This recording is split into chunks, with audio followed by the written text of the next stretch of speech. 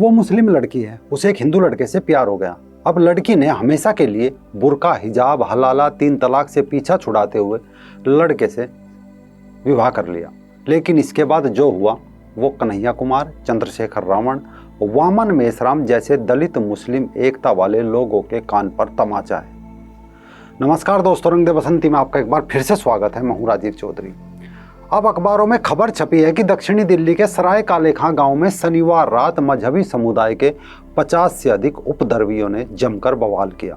मजहबी लोगों की उग्र भीड़ ने इलाके की दलित बस्ती में घुसकर आधे घंटे तक लाठी डंडों और तलवार के साथ उनकी संपत्ति को तहस नहस किया। मामला इतना बढ़ा कि अर्धसैनिक बलों को बुलाना पड़ा।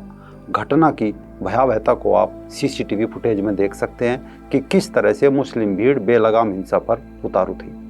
रात के 11 बजे के बाद अचानक हुए इस हमले में बस्ती में रहने वाले सभी दलित भाई, हिंदू भाई सहमे हुए हैं। पहले इस पूरे मामले की पड़ताल, इसके बाद घटना दर घटना दलित मुस्लिम एकता का पर्दा लगाए बैठे वामपंथी ब्रिगेड के चक्षु खोलने का काम करेंगे। तो चलिए पहले चलते हैं सराय काले खां। यहाँ रिपोर्ट के अनुसार पूरा मामला कुछ यूं है कि सराय काले खां में रहने वाले एक दलित युवक और एक मुस्लिम लड़की को आपस में प्यार हो गया। स्थानीय लोगों के मुताबिक युवक ने करीब 6 माह पहले ही दोनों ने विवाह कर लिया था। लेकिन कुछ दिन पहले ही मुस्लिम परिवार ने युवती का निकाह किसी अन्य व्यक्ति से तय कर दिया, जिसके बाद अपने परिवार के खिलाफ जाते हुए युवती ने कानून की शरण ली और 2 दिन पहले ही सनलाइट कॉलोनी थाने में अपना बयान दर्ज कराने के बाद वह दलित युवक के साथ उसके घर चली गई। युवक का परिवार युवती को लेकर अपने किसी रिश्तेदार के घर गाजियाबाद चला गया।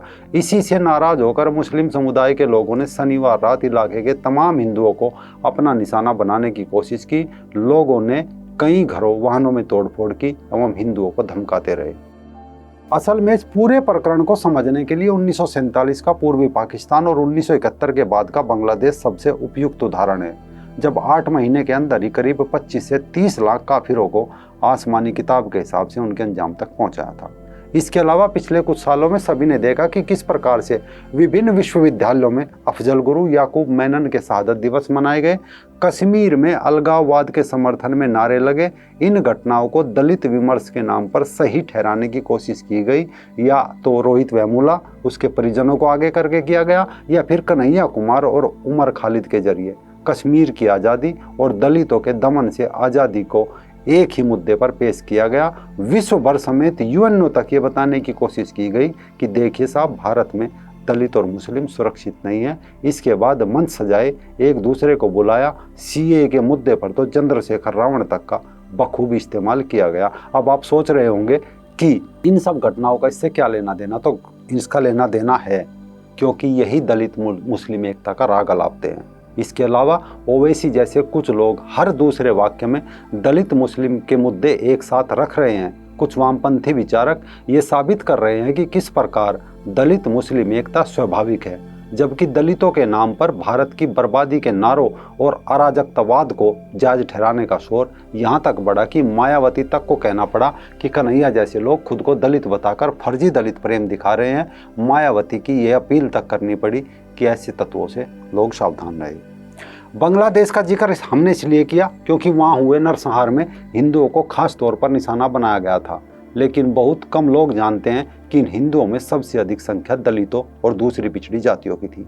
इस दौरान बांग्लादेश में पाकिस्तानी सेना ने जमात इस्लामी के साथ मिलकर काफिरों के खिलाफ जिहाद का ऐलान कर दिया था।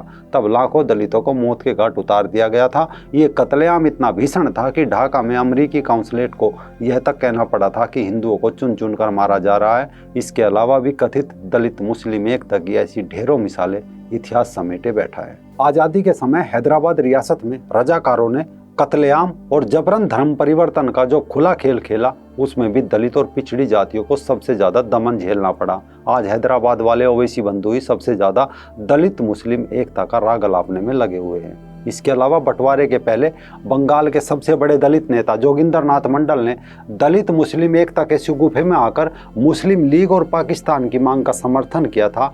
बाबा साहब भीमराव अम्बेडकर की उस सलाह को भी नज़रअंदाज कर दिया था कि दलितों को पाकिस्तान छोड़कर भारत आ जाना चाहिए। लेकिन जोगिंदर नाथ मंडल जिन्ना की बाहों में झूल गया। जिन्ना के कहने पर बंगाल के कई हिस्सों में दलितों से पाकिस्तान के पक्ष में मतदान भी कराया। लेकिन पाकिस्तान बनने के 3 साल बाद 1950 में ही मंडल को पाकिस्तान से भागकर भारत में शरण लेनी पड़ी। पाकिस्तान में दलितों और ऐसी अन्य जातियों पर होने वाले जुल्म की इंतहा पार हो जाने का लंबा चौड़ा लेख लिखा।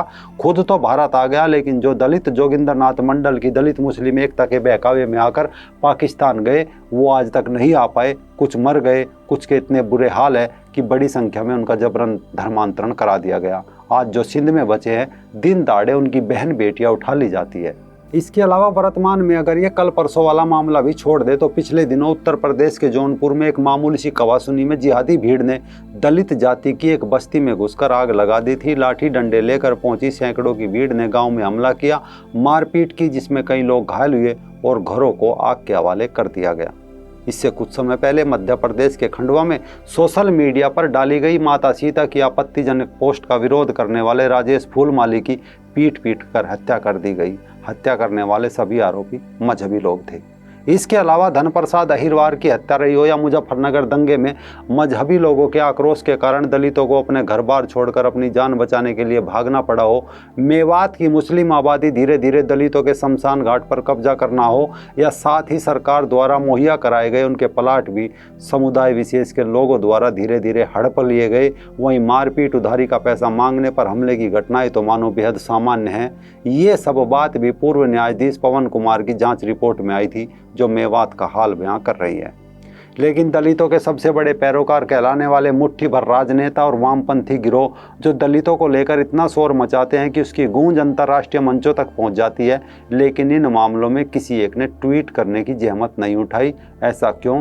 क्या बस इसलिए कि आरोपी मजहबी समुदाय के हैं? दलितों की चीखें मायने नहीं रखती, आग की लपटों से घिरा उनका घर मायने नहीं रखता। ऐसा इसलिए क्योंकि दलित हितों के पैरोकार बने इन संगठनों को बस अपनी राजनीतिक रोटी सेकनी है। घर जलते हैं तो जले, लेकिन राजनीति चलती रहनी चाहिए। जय भीम जय मीम का नारा चलता रहना चाहिए। दरअसल दलित मुस्लिम एकता के नारे का कोई मतलब है ही नहीं, क्योंकि दलित एक सामाजिक तबका है और मुस्लिम एक मजहबी। नए झूठे प्रचार को समझे, ये देखे कि राजनीति से लेकर मीडिया में जो लोग दलित मुस्लिम राग अलाप रहे हैं वे खुद दलित नहीं हैं। इसके अलावा जब कोई दलित मजहबी समुदाय की लड़की से शादी करना चाहता है तो ये एकता सराय काले खां का नज़ारा दोहरा देती है। लेकिन फिर भी कई कथित दलित नेता आज दलितों को एक ऐसी दलदल में धकेलने का प्रयास कर रहे हैं जहां उनकी जिंदगी और मौत का फैसला मजहबी समुदाय के लोग या कौमुल्लाह तय करेंगे।